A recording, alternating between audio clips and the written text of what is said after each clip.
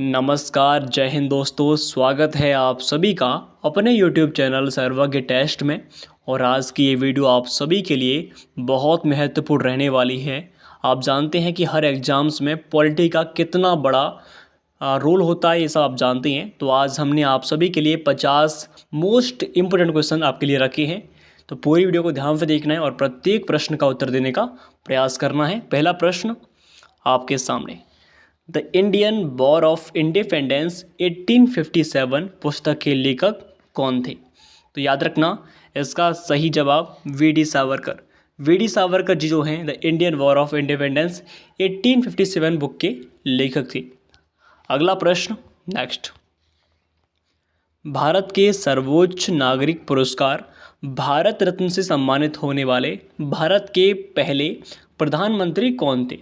आप जानते हैं भारत के पहले प्रधानमंत्री जवाहरलाल नेहरू, जिनको 1955 में भारत रत्न अवार्ड प्राप्त हुआ, आप जानते हैं। आगे बढ़ते हैं, अगला प्रश्न नेक्स्ट, भारत के लिए पूर्ण स्वतंत्रता की घोषणा करने वाला पूर्ण स्वराज संकल्प भारतीय राष्ट्रीय कांग्रेस द्वारा किस वर्ष अपनाया गया?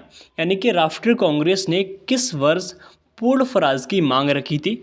तो 1929 में पूर्ण स्वराज की मांग जो है कांग्रेस के द्वारा रखी गई थी। 1929 में कहाँ पर सर?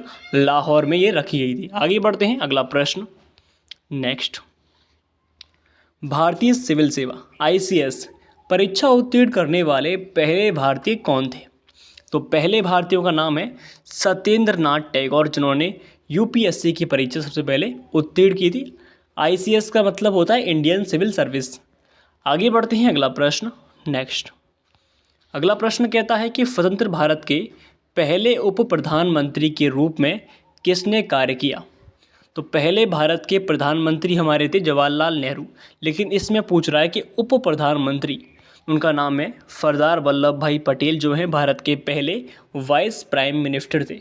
चलिए अगला प्रश्न, 1942 में भारत छोड़ो आंदोलन शुरू होने पर भारत का वायसराय कौन था? यानी कि 1942 में कौन भारत का वायसराय था? तो याद रखना है 1942 में लॉर्ड लिनलिथ जो हैं उस टाइम पर ये वायसराय थे भारत के। चलिए अगला प्रश्न आपके सामने, अखिल भारतीय मुस्लिम लीग के संस्थापक कौन थे? तो जो अखिल भारतीय मुस्लिम लीग है, इसका आंसर आपको देना है कमेंट में। चलिए आगे बढ़ते हैं अगले प्रश्न की ओर।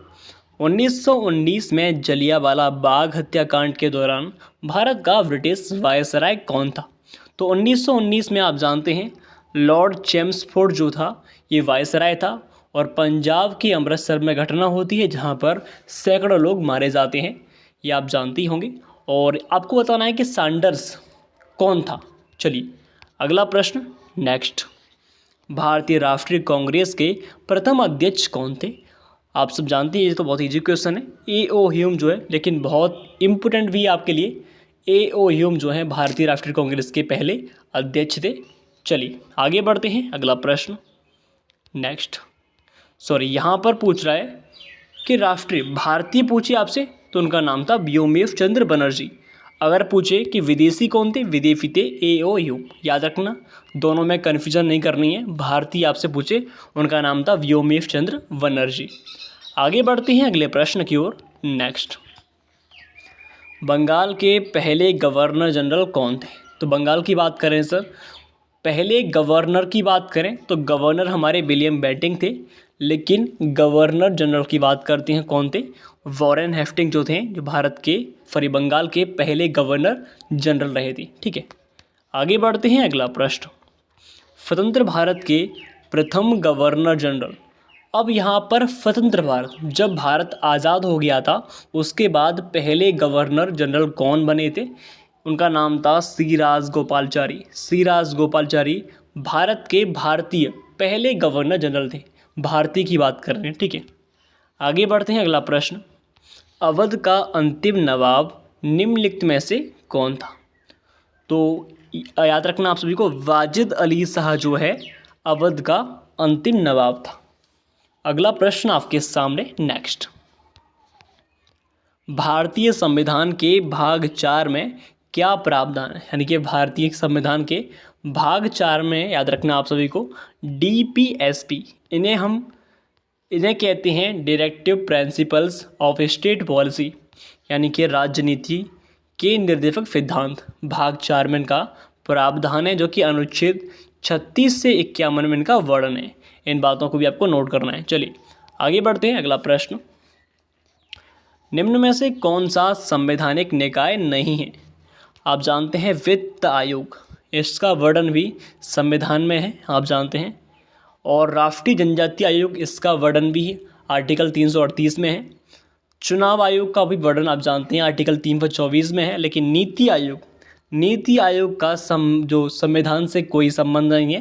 ये एक योजना आयोग के रूप में बनाया गया। 1950 में इसका गठन किया पंडित जवाहरलाल नेहरू थे, और 2015 में नीति आयोग का जो नाम है वो प्रधानमंत्री मोदी ने चेंज किया था। आप जानते होंगे इस बात को। चलिए आगे बढ़ते हैं। अगला प्रश्न, नेक्स्ट, संविधान सभा को भारत का संविधान बनने में, यानी कि संविधान सभा ने भारतीय संविधान को निर्माण करने में कितना टाइम लगाया था? तो 2 वर्ष 11 महीने और 18 दिन का समय भारत के संविधान को बनने में लगा था। चलिए आगे बढ़ते हैं। अगला प्रश्न, भारतीय संविधान में संविधान के संशोधन की प्रक्रिया किस देश के संविधान से ली गई? यानी कि भारत के संविधान में संविधान का संशोधन, यानी कि अमेंडमेंट, किस देश के संविधान से भारत में अपनाया है? तो आप जानते हैं साउथ अफ्रीका, दक्षिण अफ्रीका से संविधान संशोधन भारत में अपनाया है। इस बात को याद रखना है। चलिए अगला प्रश्न, स्वच्छ भारत अभियान कब आरंभ हुआ? तो स्वच्छ भारत अभियान जो है 2 अक्टूबर 2014 को प्रधानमंत्री मोदी के द्वारा स्टार्ट होता है। स्वच्छ भारत अभियान जो कि पूरे भारत में चलता है। चलिए आगे बढ़ते हैं। योजना आयोग का प्रतिस्थापन किससे हुआ? मैंने आपसे भी कहा था कि पंडित जवाहरलाल नेहरू के द्वारा 1950 में एक योजना का गठन होता है, जिसका नाम है योजना आयोग, और ये पंचवर्षीय योजना के नाम से भी फेमस है। 1951 से 1956 में स्टार्ट चलती है, आप जानते हैं इस बात को। और इसको 2015 में प्रधानमंत्री मोदी ने नीति आयोग के रूप में इसको नाम इसका चेंज कर दिया, ये आप जानते हैं। चलिए आगे बढ़ते हैं। अगला प्रश्न, राज्यसभा का उम्मीदवार होने के लिए एक अल्पतम उम्र क्या है? 30 वर्ष, 40, 35, अन्य। तो राज्यसभा का मेंबर बनने के लिए 30 वर्ष की आयु होना अनिवार्य होती है। और आपको बताना है कि लोकसभा के लिए कितनी आयु होती है, और राष्ट्रपति, राज्यपाल, इन सब के लिए और उपराज्यपाल के लिए कितनी न्यूनतम आयु होती है, आपको बताना है कमेंट सेक्शन में। चलिए आगे बढ़ते हैं। अगला प्रश्न है कि महात्मा गांधी जी के असहयोग आंदोलन के दौरान किसने अपनी वकालत छोड़ दी थी? तो ये प्रश्न आपके सामने है। इसका उत्तर आपको देना है कमेंट सेक्शन में। इसको मैं आपके लिए छोड़ता हूँ, इसका आंसर आपको देना है कमेंट में। चलिए, महात्मा गांधी द्वारा चंपारण सत्याग्रह कब स्टार्ट हुआ था? तो 1917 में चंपारण स्टार्ट होता है महात्मा गांधी के द्वारा, और नील की खेती के लिए। चलिए आगे बढ़ते हैं। अगला प्रश्न, फूट डालो और राज करो की नीति किसने अपनाई थी? तो याद रखना, फूट डालो और राज करो की नीति जो है वो अपनाने वाले लॉर्ड कौन थे सर? लॉर्ड कर्जन के द्वारा इसमें इसका राइट आंसर। चलिए आगे बढ़ते हैं। प्रस्तावना संविधान की कुंजी है, ये किसने कहा था कि प्रस्तावना जो संविधान की कुंजी है, ये किसने कहा था? ये कहा था डॉक्टर भीमराव अंबेडकर ने, कि प्रस्तावना जो है संविधान की एक चाबी के रूप में है, कुंजी है। अगला प्रश्न, भारत के संविधान का विचार सबसे पहले किसके द्वारा दिया गया था? इसका आंसर आप दे सकते हैं, बहुत ईजी क्वेश्चन है तो। चलिए आगे बढ़ते हैं। भारत के संविधान की निम्नलिखित में से कौन सी अनुसूची एक नए राज्य के गठन जैसे मामलों से संबंधित है? आप जानते हैं राज्यों के गठन करने, या फिर कोई नया राज्य बनना, या फिर राज्यों का एक में मिलन करना, ये सब हमारी पहली अनुसूची में आती है। 1951 में स्टार्ट होती है पहली अनुसूची, जो कि भूमि सुधार से संबंधित है। चलिए आगे बढ़ते हैं। भारतीय संविधान का संरक्षक कौन है? तो भारत के जो मुख्य न्यायाधीश है, यानी कि जो सुप्रीम कोर्ट होता है, उसके द्वारा भारतीय संविधान का संरक्षक किया गया था, याद रखना आपको। ठीक है आगे बढ़ते हैं। निम्नलिखित में से कौन सा राज्य का एक आवश्यक तत्व है? संप्रभुता, सरकार, क्षेत्र, सभी।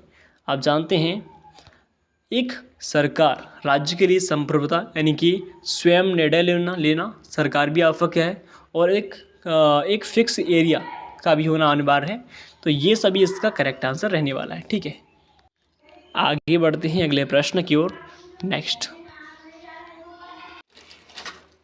अगला प्रश्न है कि भारतीय संविधान के अनुच्छेद 14 में प्रयुक्त कानून के समक्ष समानता वाक्यांश कहाँ से लिया गया है? तो आर्टिकल 14 में जो वर्णित है विधि के समक्ष समानता, वो भारत के संविधान में कहाँ से? फिर ब्रिटेन से अपनाई थी। कहाँ से? ब्रिटेन इसका राइट आंसर है। चलिए अगला प्रश्न, भारतीय संविधान में मौलिक अधिकार किस संविधान से लिए गए हैं? जो फंडामेंटल राइट्स है यानी कि मौलिक अधिकार हैं, वो भारत के संविधान में अमेरिका यानी कि यूएसए से अपनाए गए थे। चलिए अगला प्रश्न, भारतीय संविधान में राज्य की नीति पढ़ के आ चुके हैं, इसका आंसर आपको देना है कमेंट में। चलिए निजता का अधिकार किसके अधीन है? निजता का अधिकार सर आर्टिकल 21 में आता है, ये आपको याद रखना है। चलिए आगे बढ़ते हैं अगले प्रश्न की ओर। अगला प्रश्न, सीमांत गांधी यानी कि फ्रंटियर गांधी के नाम से किन्हें जानते हैं? तो याद रखना, सीमांत गांधी फ्रंटियर गांधी के नाम से खान अब्दुल गफ्फार को जानते हैं। इस बात को याद रखना है आप सभी को। चलिए शांत हो जा भाई, शांत हो जा। फती प्रथा का निषेध कब किया गया? तो जो फती प्रथा है उसका निषेध याद रखना 1829 में विलियम बेंटिंग जब उस टाइम पर वायसराय था, और राजा राम मोहन राय के प्रयासों से इसको बंद किया फती प्रथा को। चलिए अगला प्रश्न, संविधान के किस अनुच्छेद के तहत जम्मू कश्मीर को विशेष राज्य का दर्जा प्राप्त हुआ? तो आर्टिकल 370 के तहत जम्मू कश्मीर को एक राज्य का दर्जा प्राप्त है, आप जानते हैं इस बात को। चलिए शेक्सपियर ऑफ इंडिया किसे कहते हैं? तो कालिदास को भारत का शेक्सपियर ऑफ इंडिया कहा जाता है। चलिए अगला प्रश्न बहुत महत्वपूर्ण है कि भारतीय संविधान में वित्त आयोग की नियुक्ति का प्रावधान किस अनुच्छेद के अंतर्गत किया गया था? तो आर्टिकल 324 के तहत इलेक्शन हमारा यानी कि इलेक्शन ऑफ इंडिया, भारत का निर्वाचन आयोग आर्टिकल 324 में है। वित्त आयोग की बात करें सर, वित्त आयोग हमारा आर्टिकल 280 में आता है। ठीक है, और 315 में क्या है फिर? यूपीएससी यानी कि संघ लोक सेवा आयोग का वर्णन 315 अनुच्छेद में है। चलिए अगला प्रश्न, भारत के राष्ट्रपति को पद से कौन हटा सकता है? तो भारत का हम पढ़ के आ चुके हैं, संसद के द्वारा भारत के राष्ट्रपति को हटा सकते हैं, लेकिन किससे? एक विधेयक पारित करने के पश्चात। चलिए भारतीय संविधान में कहा गया है कि हिंदी केंद्र क्या फिर भारत में हिंदी जो है भारत की राष्ट्रभाषा होगी, ये संविधान में इसका वर्णन है। पर ये नहीं है कि राजभाषा है। केंद्र सरकार और प्रादेशिक सरकार के बीच ये भी गलत है। इसमें इसका सही आंसर क्या होगा सर? इसका आंसर आपको देना है कमेंट में। चलिए, क्योंकि भारत की राजभाषा है हिंदी, ना कि राष्ट्रभाषा। भारत की पहली महिला राज्यपाल आप जानते हैं कौन है सर? सरोजनी नायडू। आगे बढ़ते हैं, सर्वोच्च न्यायालय में पहली महिला जज या न्यायाधीश कौन थी? उनका नाम है फातिमा बीवी, पहली न्यायाधीश थी। ठीक है, अगला क्वेश्चन, भारत और पाकिस्तान के बीच विभाजित करने वाली रेखा का नाम क्या है फिर? उसका नाम है रैडक्लिफ रेखा, भारत और पाकिस्तान के बीच। तो यहाँ पर आपको पूरी क्लास टॉप 50 प्रश्न मैंने आपके सामने रखे थे। ये क्लास आपको कैसी लगी उत्तर देना कमेंट सेक्शन में, और वीडियो को लाइक और चैनल को सब्सक्राइब जरूर कर लीजिए। जय हिंद, जय भारत।